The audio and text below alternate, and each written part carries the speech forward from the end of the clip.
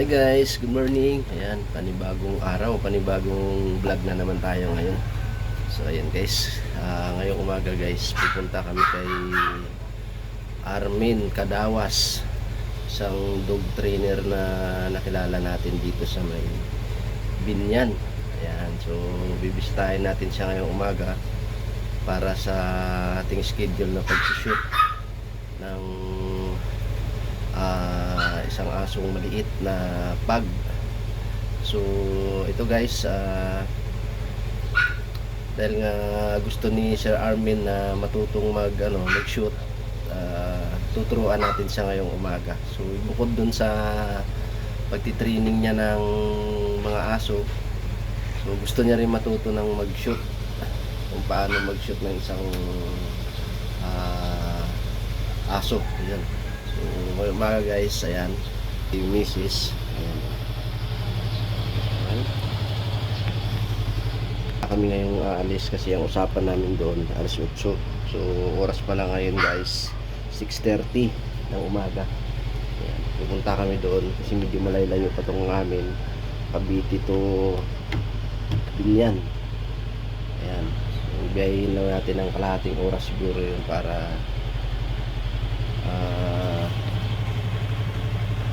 maaga tayong dumating doon. Ayun. So punta natin yung lugar niya doon sa Barangay San Francisco, Binyan. Ayan. So tara guys, punta na natin si Sir Armin.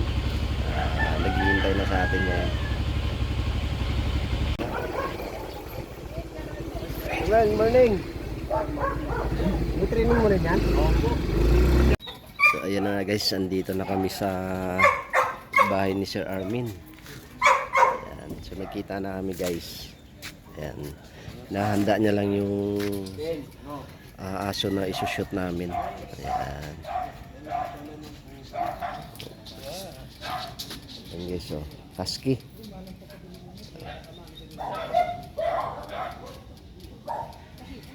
Ganda ng kulay ng mata niya, no? So ayan na guys, ayan. Dito na namin pinasampa sa ibabaw ng lamisa. Ayan, para madali kong maituro kay Sir Armin kung paano mag-shoot. So ito pala guys yung ginagawa namin. Ayan, dinidemo ko na kung paano ko isushoot ang isang aso katulad po nitong pug. Ayan. So itong aming stud. Ayan. So hindi na kailangan ng ng tagahawak kasi marunong naman siyang lumapit at sumampa sa babae. Pero mas okay sana kung may humahawak sa lalaki para mas mabilis nating ma-shoot. Ayan, so ayan na guys, pinapakita ko kung paano ko sinushoot. Ayan. Ayan na guys, sumasampa na. Ayan. Ayan, so ayan pala guys yung pwesto namin, medyo mainit kahit maaga pa. Ayan o, nakatapat talaga sa mukha namin yung init ng araw, pero maaga pa po yan kasi hindi pwedeng mag-shoot tayo ng tirik na tirik ang araw. Katulad nitong pug, ayan, mabilis mapagod yan. So kailangan pwede nating i-shoot yan umaga, hindi kaya gabi. Huwag lang tanghali, sobrang init kasi mabilis silang hingalin. Ayan o, na-shoot na natin yan guys, na-ilock na. So tuloy-tuloy lang ang demo natin kay Sir Armin. Ayan. Pero yan guys, natututo na talaga si Sir Armin dyan, pati yung misis niya kasi minsan sila na lang ang nag-shoot niyan. Ayan, na-shoot na nilang dalawa. Ayan o. Ayan, so ayan na guys. Ayan, ito ay yan, pangalawang balik na natin. Ayan, kasi nung una hindi natin na videoan yun. Ayan.